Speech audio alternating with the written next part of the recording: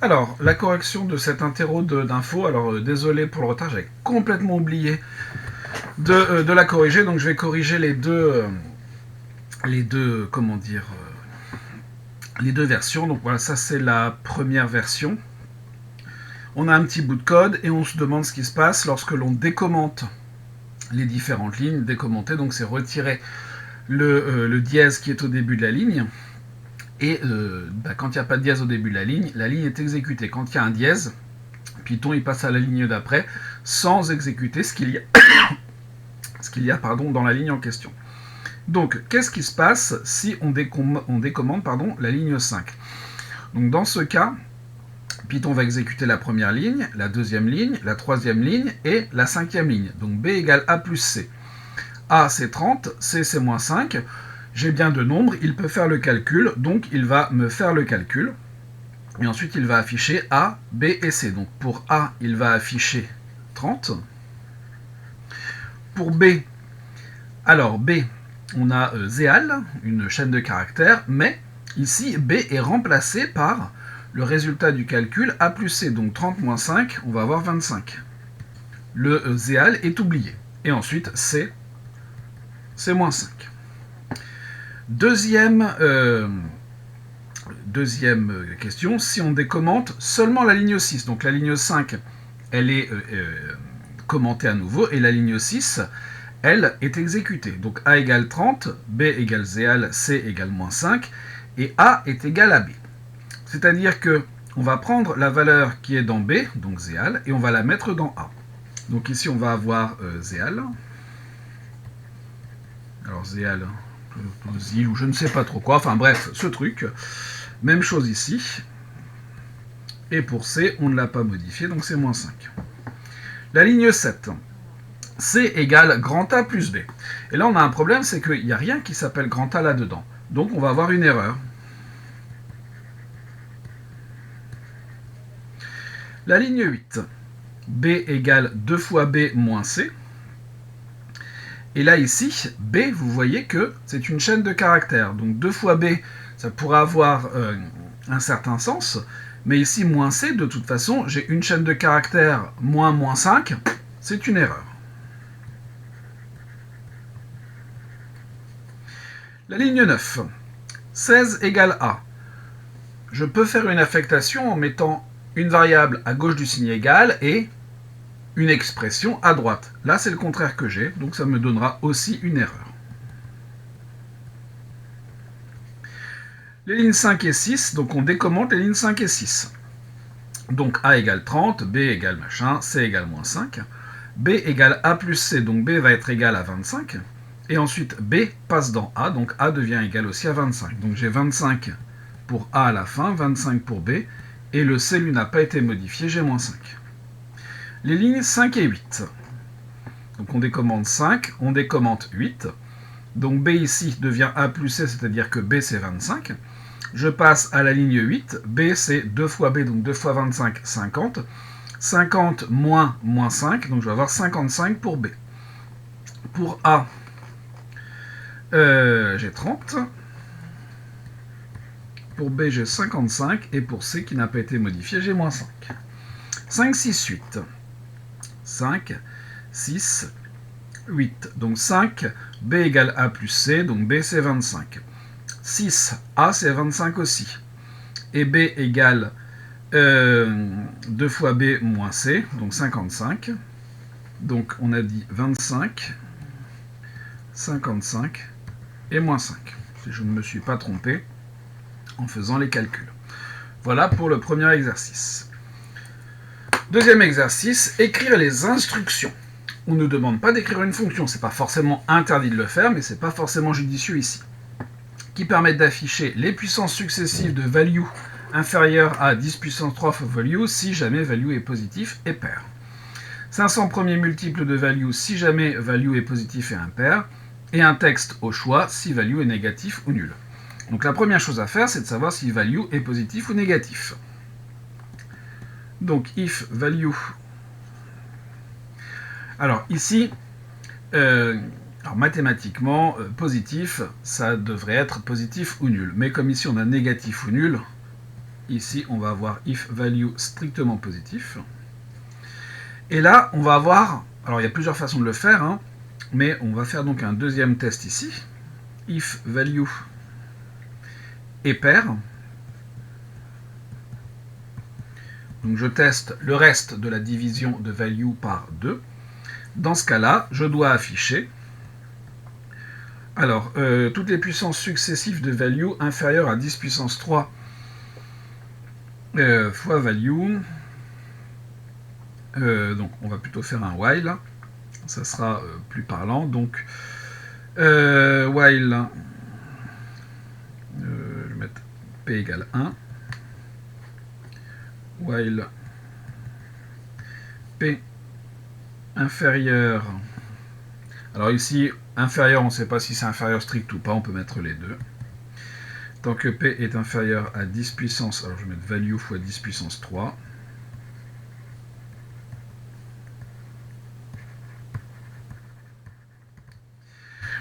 Ben, je fais print, je dois afficher, donc print p, et ensuite p égale, alors, j'aurais dû réfléchir un petit peu, p fois value. De cette façon, je vais avoir value, value au carré, value au cube, et ainsi de suite. Donc là, on a fait ça. Ensuite, sinon, donc là, vous voyez, je vais m'aligner ici. Donc là, j'ai toujours un value qui est positif, mais forcément un value qui est impair. Les 500 premiers multiples de value. Donc là, on va faire une petite boucle for. For k in range, on en veut 500. Print value fois k plus 1. De cette façon, j'aurai bien tous les multiples, les 500 premiers multiples, une fois value, deux fois value, jusqu'à 500 fois value. Else, et dans ce cas-là, je vais simplement afficher print texte au choix. Voilà. Et voilà pour cette question. Alors, une histoire de variable locale et de variable globale. Donc ici, nous avons une fonction. Ici, nous avons des instructions en dehors de la fonction, mais bien sûr qui vont faire appel à la fonction. Et il y a encore des lignes commentées. Bien sûr, la question qui se pose, c'est qu'est-ce qui se passe lorsque l'on décommente? Alors, si je décommente la ligne 6 seule, donc je décommente ici le print A. Résultat égale 27, très bien. Mon R, mon θ, 12 et pi sur 4. Mon résultat, égale coordonnées cartésiennes de mon R, mon θ. Et donc, à ce moment-là, au moment où la ligne 14 est exécutée, eh bien, Python va lire ce qu'il doit faire et exécuter ce qui se passe dans coordonnées cartésiennes. Donc, R et θ, donc pour R, on aura la valeur de mon R, c'est-à-dire 12. Pour mon θ, on aura pi sur 4. Est-ce que R est positif? Ben oui, c'est 12, strictement. Il va calculer A, il va calculer B. Résultat égale A virgule B. Bon, et là, je vais avoir un print A. Print A. A, c'est R fois cosinus θ. Donc, je vais avoir du 12. 12 cosinus pi sur 4, alors fois racine de 2 sur 2. J'ai accepté ça parce que, évidemment, ce qui va se passer, donc c'est 6 racine de 2, c'est 6 multiplié par 1,41 et des brouettes. Mais comme vous n'aviez pas de calculatrice, je ne m'attendais pas forcément à ce que vous me donniez la valeur décimale affichée effectivement par Python. Et c'est tout. Le résultat est renvoyé, il est stocké dans la variable qui s'appelle mon résultat, mais il n'est pas affiché. Si on décommente la ligne 7 seule, ben même chose, les choses vont se lancer, print R, R ici ça va être 12. La ligne 8 seule, mon R, mais qu'est-ce qui va se passer? Mon R ici n'est pas une variable locale, donc on va avoir une erreur.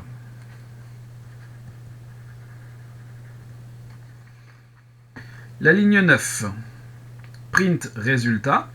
Donc là, le résultat A, B va être affiché. Donc on a du 12 La même chose qu'on a ici, hein, donc on va avoir du 6 racine de 2 et du l'autre c'est x sinus, on a la même chose. Mais c'est un couple en fait qui est affiché. La ligne 16, print A. Ben ici, là, A c'est une variable locale, elle n'existe pas ici, donc là on a une erreur. Ensuite, la ligne 17 seule, print R. J'ai pas de R qui est défini là, c'est une erreur. La ligne 18, mon R, mon R il existe, donc c'est 12 qui va être affiché. La ligne 19 seule, la ligne 19, print résultat. Résultat il est là, donc c'est 27 qui va être affiché. La ligne 20, où est-ce qu'elle est? Elle est là. Coordonnées cartésiennes de 5 et de 0. Donc là, donc ça c'est exécuté, mais ça n'a pas d'importance. C'est coordonnées cartésiennes de 5 et de 0 qui va être exécuté. Donc on va avoir du 5 fois cosinus...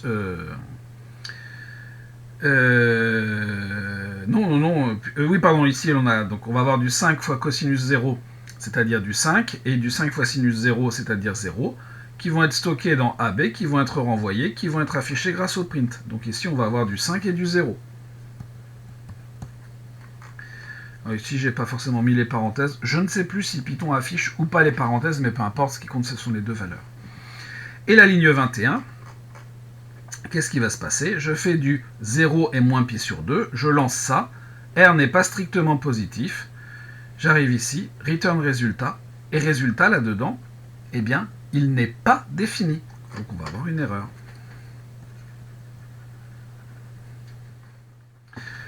Écrire une fonction qui prend un argument réel x et qui renvoie ça. Là, vous voyez que j'ai besoin du cosinus, donc je vais certainement avoir besoin d'importer le module math. Ou alors, je peux utiliser le module NumPy, ou alors, par exemple, je peux faire ça comme ça. Plutôt,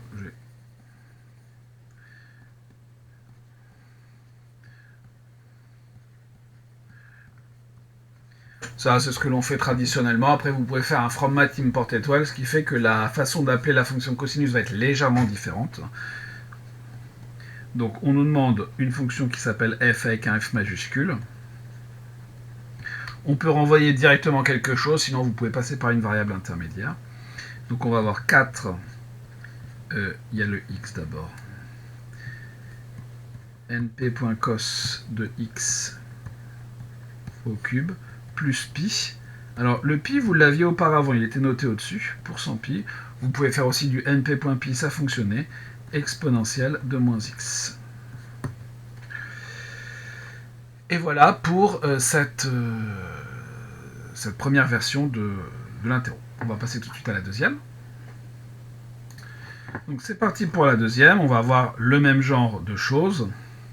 Alors quand on décommente la ligne 5 seule, 42 égale A, 42 c'est un nombre, c'est pas une variable, donc on va avoir une erreur. La ligne 6, C égale A plus B, le grand A on ne sait pas ce que c'est, on va avoir une erreur. La ligne 7, B égale A plus C, 52 moins 8, ça se calcule, 52 moins 8, ça doit nous faire 44, donc là on va avoir 44, ABC, c'est ABC qui s'affiche, pardon, donc B égale A plus C, donc A c'est 52, B qui vient de se calculer c'est 44, et C c'est moins 8. Ensuite, la ligne 8, A égale B, donc j'ai Ardor qui passe dans A également, donc on va avoir du Ardor, alors et les guillemets, alors, je crois que j'ai été tolérant sur les guillemets dans la notation, tout d'un coup j'ai un doute, bon c'est pas très grave. Et ensuite la valeur de C, elle n'est pas modifiée, donc c'est toujours moins 8. La ligne 9, si on décompose, on refait la ligne 9, là ici, eh bien, donc A égale 52, B c'est une chaîne de caractères, 2 fois une chaîne de caractères moins 8, c'est pas possible, donc là ici on a une erreur. les lignes 7 et 8. Donc ici, j'ai B qui est modifié et j'ai A qui est modifié. Donc B c'est A plus C, 52 moins 8. 52 moins 8, 44. Et donc, du coup, j'ai 7 et 8. Donc 44 qui passe aussi dans A. Donc ici, on va avoir 44. 44 moins 8. 7 et 9. 7 et 9, donc B égale A plus C. B égale 2 fois B plus C. Donc comme la ligne 7 est exécutée, le B qui est une chaîne de caractères est remplacé par 44. Et ici, on a 2 fois 44, 88. 88 plus 8, 96. Donc ça, c'est pour B. Donc on a dit 7 et 9. Donc le A n'est pas modifié. Donc on a 52, 96 et moins 8 pour C qui n'est pas modifié. Si on fait 7, 8, 9, 7, 8, 9, eh bien ce que l'on a, c'est que le B est modifié. B c'est A plus C, donc 44, qui passe aussi dans A. Donc on a 44, 44. 44 qui est passé dans A. B c'est 96, c'est la valeur qui est calculée ici. Et ensuite C, c'est moins 8. Voilà ce qui se passe quand on décommande ça. Ensuite, deuxième partie. Une variable value contient un nombre entier relatif. Et donc, afficher les 250 premières puissances de value si value est positif et pair. Afficher les multiples de value inférieurs à 10 puissance 6 value si value est positif et impair. Et un texte si value est négatif ou nul. Donc, même chose, if value, que je vais essayer d'écrire correctement, est strictement positif. Dans ce cas-là, si jamais value est pair, donc je regarde le reste dans la division euclidienne par 2, et dans ce cas-là, s'il est pair, je dois afficher les 250 premières puissances de value. Donc, for k in range. Alors, il y a plusieurs façons de faire. Je vais choisir une façon un petit peu différente de la première partie. Alors, on pourrait faire pareil. K de 1 à 251. Et donc, je vais afficher value à la puissance k. Donc là, on a fait la première partie. Ensuite, else, donc c'est si jamais value n'est pas pair, donc si value est impair, les multiples de value inférieurs à 10 puissance 6 fois value. Donc, je vais prendre un premier multiple. Je vais prendre 1. Ensuite, je vais dire tant que P est inférieur ou égal ou inférieur strict, là c'est pas très précis, à value multiplié par 10 puissance 6, eh bien je vais déjà afficher P. Alors, P égale 0, ce sera le premier multiple. Et ensuite, je vais faire P égale P plus value. Comme ça, j'aurai une fois value, deux fois value, trois fois value, et ainsi de suite. Et j'aurai tout ce qu'il faut. Et dernier cas, else, j'affiche un texte quelconque. Alors, pour que tout soit au même endroit, il faut que je décale ici. Texte quelconque. Et voilà pour cette partie. Alors, il n'y a évidemment pas qu'une seule solution, mais c'en est une. Ensuite, donc on a une fonction avec des variables globales, des variables locales. Si on décommente la ligne 6 seule, donc là, c'est print résultat qui est affiché. Donc résultat égale 75, moins r mon θ, donc 8 et pi sur 4. La fonction coordonnée cartésienne est appelée avec un r qui est égal à 8, un θ qui est égal à pi sur 4. Le r est strictement positif, donc on a ça. Et le résultat, maintenant, c'est ce AB. Ça n'est pas le 75 qui est ici. Donc qu'est-ce qui se passe dans ce cas-là? On va avoir AB, donc 8 fois cosinus pi sur 4, 8 racine de 2 sur 2, donc 4 racines de 2. Et le deuxième va me donner aussi 4 racines de 2. C'est la valeur de A et de B qui sont dans le résultat, qui est affiché. Ensuite, la ligne 7 seule, print A. Donc A, une fois qu'on aura fait ça, ça sera juste 4 racines de 2. Alors, Petite précision, je l'ai dit dans la première partie et c'est exactement la même chose. Ici, vous n'aviez pas de calculatrice, donc évidemment, je ne m'attendais pas à ce que vous me donniez une valeur approchée exacte, enfin, approchée exacte, le terme est mal choisi, mais la valeur qui est effectivement renvoyée par Python, qui est une valeur approchée de 4 racines de 2. Vous n'aviez pas de calculatrice, donc évidemment, j'ai tout à fait accepté le 4 racines de 2. La ligne 8 seule, le R qui est affiché, c'est le R qui est là, c'est le R qui est là, c'est donc le R qui est envoyé, et c'est donc 8. Ensuite, la ligne 9, le mont R, eh bien, là on a une erreur. Puisque là, j'ai rien qui s'appelle mont R là-dedans. Ensuite, la ligne 16 seule. Print résultat. Le résultat ici c'est 75. Ensuite, la ligne 17. Print A. A, c'est une variable locale, donc la 17 va me renvoyer une erreur. La 18. Le petit r, là-dedans, j'ai pas de petit r, c'est aussi une variable locale, c'est donc aussi une erreur. La ligne 19. Print mon r. Mon r, c'est 8. La ligne 20. Print coordonnées cartésiennes de 3 et de 0. Donc là, tout ça, c'est effectué, mais il ne se passe rien. Parce qu'on ne demande pas d'afficher. Là, le print, il est coordonnées cartésiennes de 3 et de 0. Donc R égale 3, 0. Donc le A va être égal à 3, le B va être égal à 0. Le résultat, ce sera 3 et 0 qui sera renvoyé, qui sera affiché. Donc ici, on va avoir un 3 et un 0. Ensuite, la ligne 21 seule. La ligne 21 seule, c'est coordonnées cartésiennes de 0 et de pi sur 2. Quand je rentre 0, ce bloc-là, il n'est pas exécuté. Le résultat, il n'est pas initialisé, donc on a une erreur.